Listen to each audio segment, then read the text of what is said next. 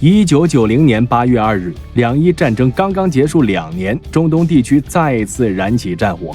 当天凌晨，10万伊拉克大军以350辆坦克为先锋，悍然入侵了邻国科威特，只用1天就将其完全吞并，引发了长达半年的海湾危机。神奇的是，在之前两伊战争中，事实上支持伊拉克的西方国家这一次集体制裁伊拉克，联合国安理会几乎全票通过了对伊拉克动武的决议，而伊拉克领导人萨达姆竟冥顽不灵，直到多国部队已经发出数日空袭后，才仓促答应从科威特撤军。那么海湾战争爆发的背后隐藏着什么样复杂的地缘冲突？西方国家为何在两伊战争和海湾战争中会对伊拉克态度差距如此巨大，甚至误导了萨达姆，一步一步将国家带入深渊？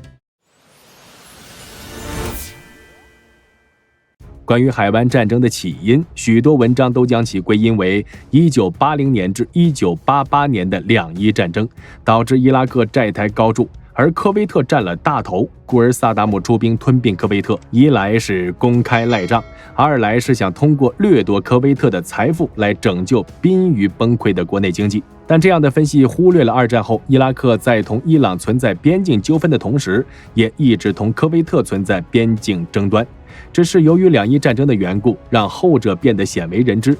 事实上，在第一次世界大战之前，伊拉克和科威特都曾是奥斯曼帝国的一部分，后来又逐步沦为英国殖民地。而由于地缘因素，科威特早在19世纪就通过投靠英国，逐步摆脱了奥斯曼帝国的控制，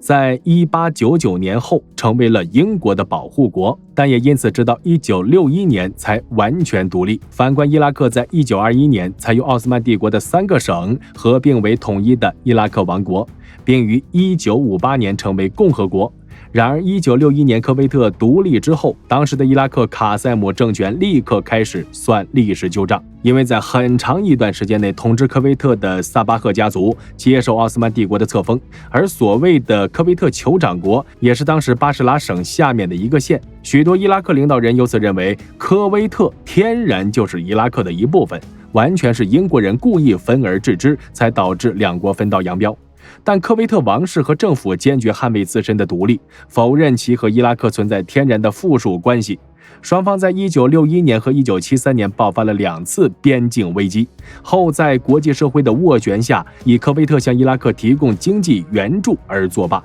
但如果认为从1961年的卡塞姆政权到1990年的萨达姆政权对科威特以大欺小，也有失偏颇。原来当时英国人刻意扶持科威特独立时，就埋下了一个疑惑千秋的大地雷。我们看今天的波斯湾周边国家地图，会惊讶于伊拉克面积为 43.8 万平方公里，几乎是科威特的 24.5 倍，但其海岸线长度却可以忽略不计。事实上，伊拉克的海岸线只有40公里长，且大部分都无法建设港口，而科威特面积虽小，却有长达499公里的海岸线。伊拉克明明靠着海，却要忍受内陆国的桎梏，自然对其经济发展产生了消极影响。特别是二战后，伊拉克和科威特都成为了中东地区重要的产油国，可伊拉克因为海岸线的限制难以外运石油，自然对当年的边境线划分极为不满。从科威特那里扩张海岸线失败后，伊拉克才被迫将目光转向东方。恰好1979年1月，伊朗爆发了伊斯兰革命，导致其陷入了内部混乱与国际孤立。而伊拉克自独立以来就一直同伊朗就两国边境的阿拉伯河归属问题存在争议，两国当时平分了阿拉伯河入海口，可伊拉克则一直希望能得到完整的阿拉伯河入海口，来提高其外运石油能力。长期的历史和宗教恩怨，再加上扩大出海口的客观需求，萨达姆才于1980年9月22日对伊朗宣战，拉开了长达8年的两伊战争序幕。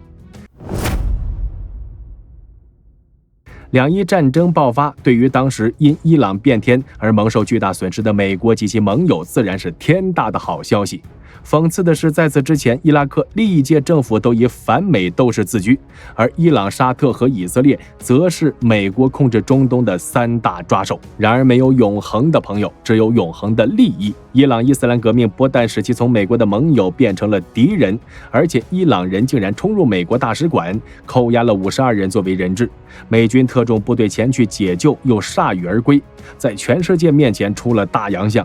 所以尽管没有得到西方国家的支持，美国自然也很乐意看到伊拉克替他好好教训不知天高地厚的伊朗。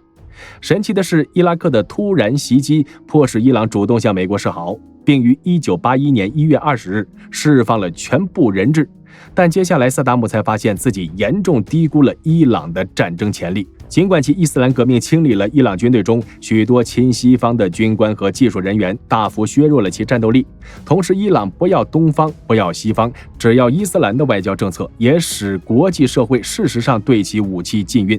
但架不住数以万计被洗脑的伊朗年轻人用血肉之躯迎战伊拉克军队的炮火，结果战争仅仅进行了1年时间，战线就从伊朗境内被反推回伊拉克。而霍梅尼等人自然不满足于自卫反击，也想一举击垮伊拉克，来巩固自己在伊朗国内的地位。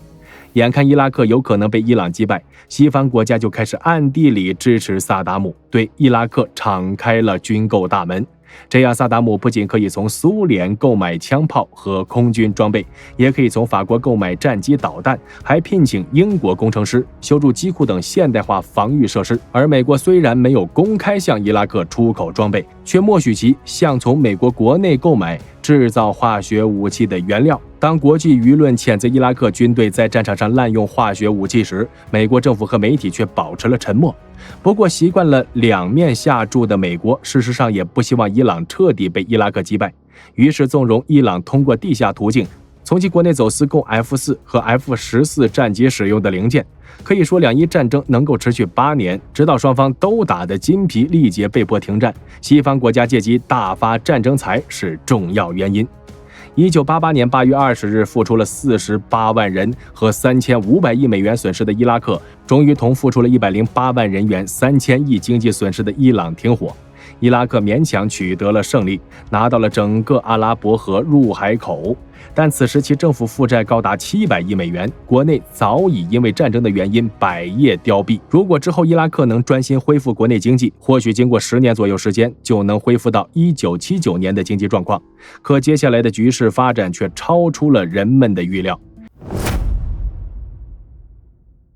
对于萨达姆来说，1988年的胜利不过是一杯苦酒。虽然达到了最初的战略目的，但增加石油出口量也不是一朝一夕就能实现的。更让其难以忍受的是，从1985年开始，在意图打压苏联石油收入的美国授意下，沙特和科威特大幅增加石油产量，从而使国际市场油价一再下跌。到了1990年初，油价跌到了每桶14美元，甚至低于石油输出国组织规定的每桶18美元的指导价。这就导致伊拉克再增加石油出口量，其每桶石油的收入也非常微薄，甚至每天的石油收入都抵不上巨额外债产生的利息。于是萨达姆希望科威特能重新就边境划分谈判，甚至可以租科威特的几个岛屿来增加自己石油出口量，并希望科威特能够主动减产来提升国际原油价格。但这2个提议均被科威特否决。萨达姆又提出自己同伊朗作战，保卫的是整个阿拉伯国家利益，希望科威特在内的多国能免除其因战争而欠下的外债。尽管科威特等国坚决不同意，但科威特埃米尔贾比尔却表示可以免除伊拉克外债，并帮助其重建巴士拉，但2国必须签订永久边境协议。这本来是伊拉克避免滑向深渊的最后机会，但萨达姆却认为这样做，伊拉克就得一直做临海的内陆国，断然拒绝了科威特这一善意。而在这一过程中，西方国家，尤其是美国，一再干扰了萨达姆的判断。由于两伊战争结束之后，伊朗仍坚持顽固反美立场，同时由于巴以冲突的影响，许多阿拉伯国家内部仍然有着强大的反美力量，故而美国里根政府和继任的布什政府仍然延续支持伊拉克对抗伊朗的外交政策，而美国政府的一些骚操作也足以让萨达姆产生误判。1987年，美国海军进入波斯湾，为被袭船波及的油轮护航，并同伊朗海军爆发冲突。然而，就在当年5月17日，伊拉克空军一架法制幻影 F1战机竟然发射飞鱼导弹，误击了美军斯塔克号护卫舰，造成37名美国军人死亡。就在国际舆论哗然的时候，美国政府却主动替伊拉克辩护，事后也没有要求萨达姆严惩肇事者。这足以让萨达姆误以为自己已经取代了曾经的伊朗，成为美国在中东地区的盟友，做什么都会得到美国的支持。事实上，由于二战之后美国一直在中东战争中支持以色列，确实顾虑直接介入阿拉伯国家之间的冲突会引发更严重的反美情绪，最后搞不好偷鸡不成蚀把米，以至于1990年在很多迹象表明伊拉克有可能对科威特动武之后，美国政府内部仍普遍认为，既然美国没有同科威特结盟或签订提供安全保障的协议，那么科威特与伊拉克之间的纠纷就应该由阿拉伯人自己解决。最火上浇油的是7月31日，英国 BBC 公开播出了美国助理国务卿凯利在众议院听证会上有关不介入伊科边境争端的表态，这才促使萨达姆最终冒天下之大不韪，悍然发动对科威特的入侵并吞并。然而萨达姆却忽略了在当时的能源结构下，中东地区稳定的石油出口对美国和西方国家经济安全的意义。据统计，在1980年代，欧洲国家40%的石油需求，美国25%的石油需求，日本全部的石油都要从海湾地区进口。因此，当伊拉克吞并科威特，并向科威特与沙特边境增兵，有可能对沙特复制赖账加抢劫的特别军事行动后，美国和欧洲国家政客自然都担心，如果萨达姆在吞并沙特，就能控制当时全世界35%的石油出口量。而二战后西方国家最严重的经济衰退，就是由1973年的石油危机引发。西方国家民众也对当年在加油站前排长队加油心有余悸，一时间对本国能源安全而非对伊拉克成为地区霸主的担忧，成为西方国家各阶层的共识。于是西方国家立刻做出激烈的反应，集体要求伊拉克必须无条件从科威特撤军。而萨达姆及其幕僚却没认识到自己已经触到了西方国家的逆鳞，公然宣称科威特为伊拉克的第19个省。于是8月7日，美国总统布什下令展开代号为沙漠盾牌的军事行动，开始大规模向其盟国沙特征兵。英国和法国纷纷跟进。更让美国人喜上眉梢的是，沙特和科威特流亡政府主动向美国求援，巴解组织却公开响应萨达姆的圣战口号，让美国政府和军方意识到可以通过打击伊拉克改变其在阿拉伯国家中的负面形象，同时彻底分裂阿拉伯世界的反美势力。到这时，萨达姆已经开始从美国人抗衡伊朗的工具，沦为美国人推行全球霸权的祭品。伊拉克整个国家的悲剧就此注定。而在海湾危机演变成战争的过程中，苏联看似完美隐身，实则却起到了重要作用。当1980年两伊战争爆发时，苏联尚处于国力巅峰期，伊拉克又是其长期合作伙伴，故而即使抛开经济利益，苏联也愿意支持伊拉克对抗同其长期存在边境争端的伊朗。